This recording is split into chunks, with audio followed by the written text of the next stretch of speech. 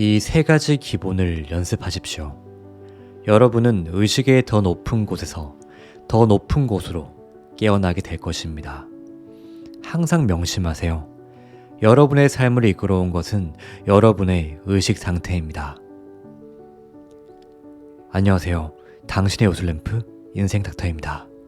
오늘은 네빌 고다드가 전설적인 강연에서 알려주었던 인생을 변화시키는 세 가지에 대해 그의 말씀 그대로 전달드릴 것입니다. 마치 네빌 고다드의 강연을 직접 듣고 있다고 생각하시며 들어주시는 게 좋습니다. 레전드급 강의의 전문을 그대로 읽어드리는 것이니 네빌 고다드의 가르침을 마음껏 음미해 보세요. 네빌 고다드의 강의는 상상을 통해 물리적 현실을 창조하는 기술에 대해 자세히 알려주는 것으로 유명합니다. 네빌 고다드 강의를 듣기 위해 수백만 원, 수천만 원, 그 이상을 지불하기도 하는데요. 그만큼 그의 강의는 아주 소중한 강의이기도 합니다. 상상의 힘을 통해 우리가 어떤 것을 창조할 수 있는지 일깨워주기 때문입니다. 또한 네빌 고다드는 수많은 강연에서 최종 결과를 이미 일어난 것처럼 상상함으로써 현실에 원하는 것을 끌어당길 수 있다고 말합니다. 이를 결과로부터 살아가기라고 하죠. 그런데 오늘 강의는 기존의 네빌 고다드의 강의 내용과 결이 조금 다릅니다. 이런 상상의 법칙을 잘 활용할 수 있도록, 원하는 것을 잘 끌어당길 수 있도록 기본적인 세팅을 하는 것인데요. 우리가 멀고 먼 길을 떠나려면 차에 기름을 먼저 넣어줘야겠죠.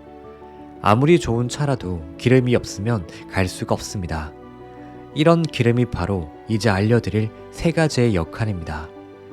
오늘 네빌 고다드가 알려주는 이 세 가지를 제대로 이해하게 되면 지금까지 막혀있던 것이 뻥하니 뚫리는 느낌을 받을 것입니다.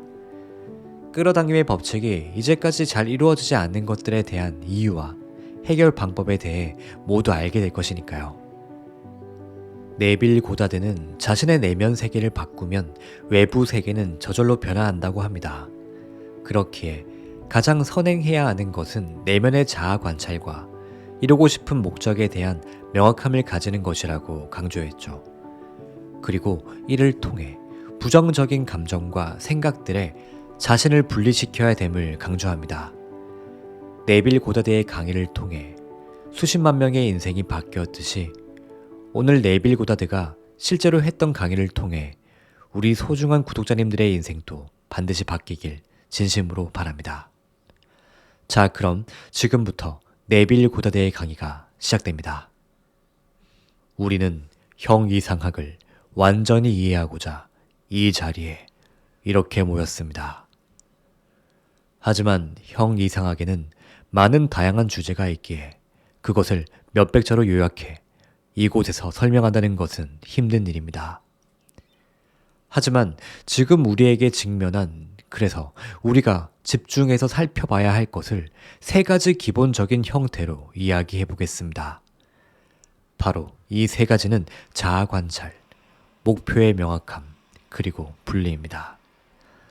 형 이상학의 진정한 목표는 개개인의 다시 태어남, 즉 근본적인 마음의 변화입니다. 그런데 자신이 지금 어떤 모습인지를 발견하기 전까지는 이런 형 이상학의 진정한 목표인 근본적인 마음의 변화가 일어나지 않습니다. 게다가 이런 자아의 발견은 오직 삶에 대한 자신의 반응을 있는 그대로 관찰할 때에만 이룰 수 있습니다. 나의 삶에 대한 반응들의 총합은 나의 의식의 상태를 규정짓습니다. 그리고 또 이런 나의 의식 상태가 내 삶에 나타나는 상황과 환경들을 끌어당깁니다. 그래서 형 이상학의 실전적 측면의 출발점은 바로 자아 관찰입니다. 자아 관찰을 해보신다면 내가 삶에 어떻게 반응하고 있는지를 발견하게 됩니다. 그리고 이런 반응들은 보이지 않는 자아를 형성합니다. 그 비밀스러운 자신의 모습은 삶에서 일어나는 일들의 원인이 됩니다. 에머슨은 인간을 둘러싸고 있는 것은 자신이 간직한 이미지다. 우리는 오직 우리가 어떤 모습인지만을 볼 수 있을 뿐이다. 라고 말했습니다. 저는 이 말을 믿습니다. 확실히 바깥 세상의 모습과 내면의 모습 사이에는 확실한 연결고리가 있습니다.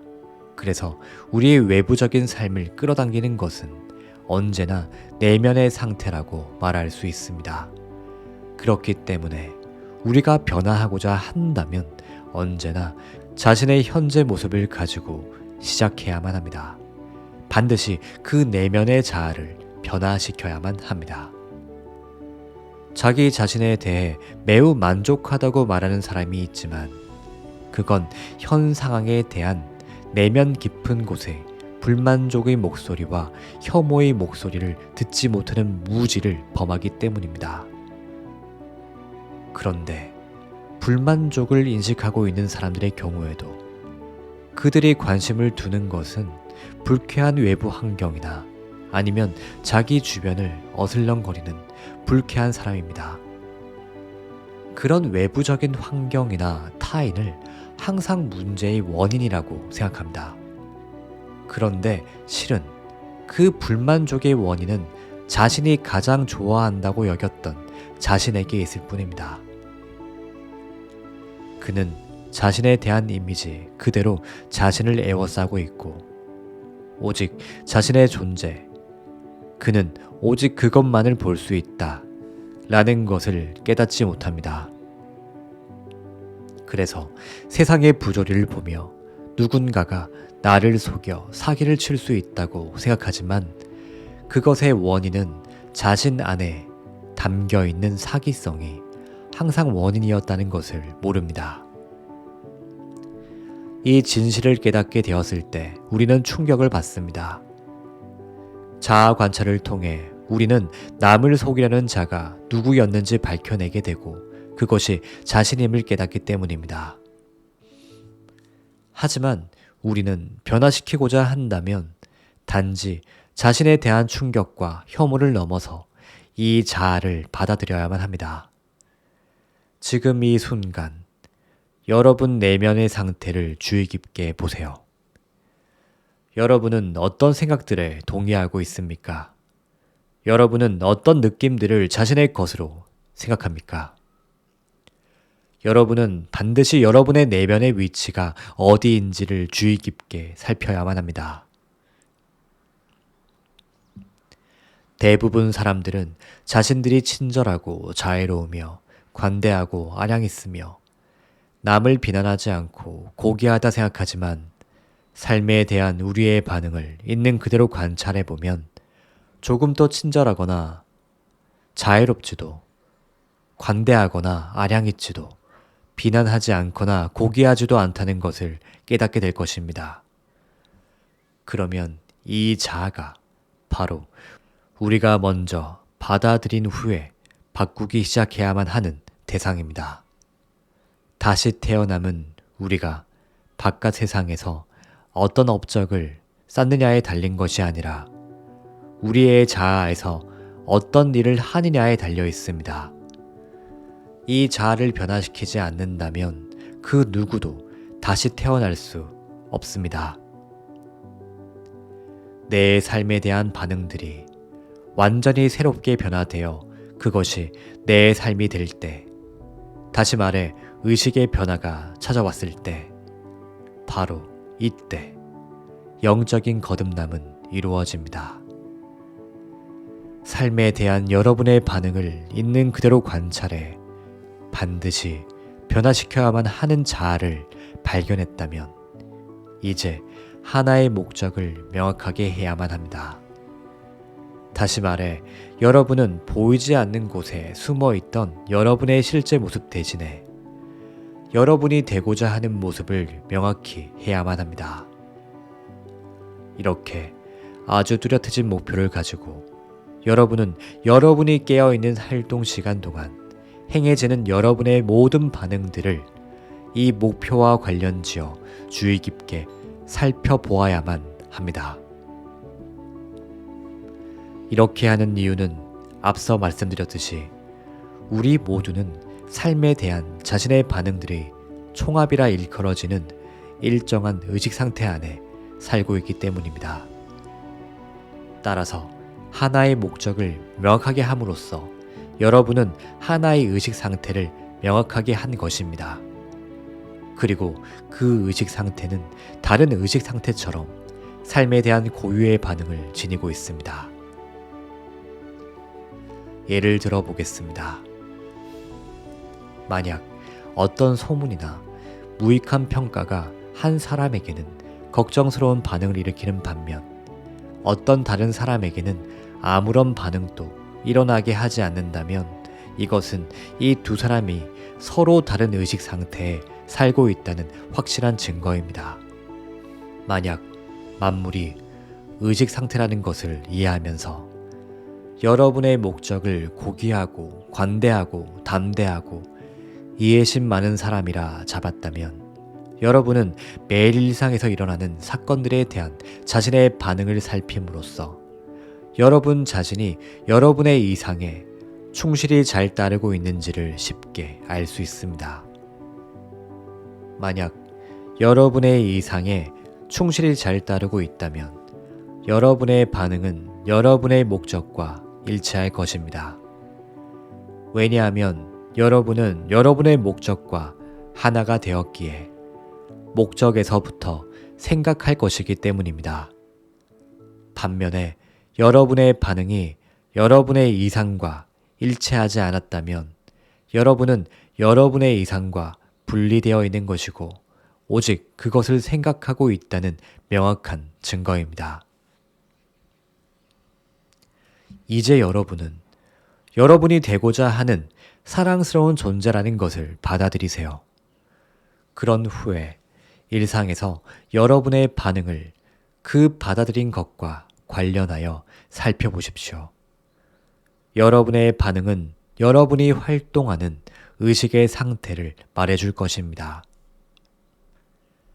바로 이것이 세 번째 기본, 분리로 들어가는 자리입니다. 모든 것은 의식의 모습을 드러낸 것임을 깨닫고 우리의 눈에 보이게 만들고 싶은 특정한 상태를 명확히 한 후에 이제 우리는 그 상태에 들어가는 작업에 착수합니다. 변화하고자 한다면 우리는 정신적인 현 위치에서 목표로 삼은 정신적 위치로 옮겨가야 하기 때문입니다. 분리를 연습하는 목적은 삶에 대한 우리의 현재 반응으로부터 우리를 분리해서 우리가 목적한 것과 하나 되기 위해서입니다. 연습을 통해 이런 내면의 분리가 개발되어야만 합니다. 처음 이것을 할 때는 우리가 원하지 않는 상태에서 우리 자신을 분리시킬 힘이 없는 것처럼 느껴집니다. 이 이유는 지금껏 우리는 모든 감정과 모든 반응들을 자연스럽게 받아들여서 그것들을 자신의 존재로 생각했기 때문입니다. 우리의 현재 반응들이란 우리 자신들과 분리시킬 수 있는 하나의 의식 상태에 지나지 않는다는 것을 모르기 때문에 우리는 문제들을 내부의 상태가 아닌 외부 상황이라 여기면서 문제들에 둘러싸인 채 계속해서 제자리 걸음을 했습니다. 바로 이것이 우리가 왜 목적을 명확하게 한 후에 그 목적의 관점에서 우리 자신을 계속해서 관찰해야 하는지를 말해줍니다. 제가 여러분에게 말하고자 했던 것은 첫째, 자아 관찰에서 시작하여 둘째, 원하는 것이 무엇인가 라고 묻는 것입니다. 그런 후에 모든 부정적인 상태로부터 분리해서 여러분이 목적으로 삼은 것에 하나가 되는 것입니다. 이 마지막 상태인 목적과 하나 되는 것은 소망이 성취된 느낌을 자주 취해보는 것으로 이루어집니다. 우리는 일상에서의 모든 분쟁과 사건들 한 가운데에서 우리의 부정적인 감정과 생각으로부터 우리 자신을 분리하는 것을 해봐야만 합니다. 현재 반응에서 자신을 분리시켜 자신의 목적과 하나 되게 만들지 못한다면 그 누구도 현재의 모습에서 조금도 달라질 수 없습니다. 여러분은 삶의 모든 축복과 저주 한 가운데에서 부정적인 상태에 대한 분리, 그리고 소망이 성취된 느낌을 가져보는 것을 반드시 해야만 합니다. 진정한 형이상학자의 길은 어떤 운둔의 길이 아닌 삶이라 부르는 것 한가운데에 놓여 있습니다. 우리가 진리를 듣는 자를 넘어서 진실로 진리를 행하는 자가 되려 한다면 우리는 항상 자아 관찰, 그리고 목적에서 생각하는 것, 그리고 부정적인 감정과 생각으로부터의 분리, 이것을 반드시 해야만 합니다. 이 세 가지 기본을 연습하십시오. 여러분은 의식의 더 높은 곳에서 깨어나게 될 것입니다. 항상 명심하십시오. 여러분의 삶을 이끌어온 것은 여러분의 의식 상태입니다. 감사합니다.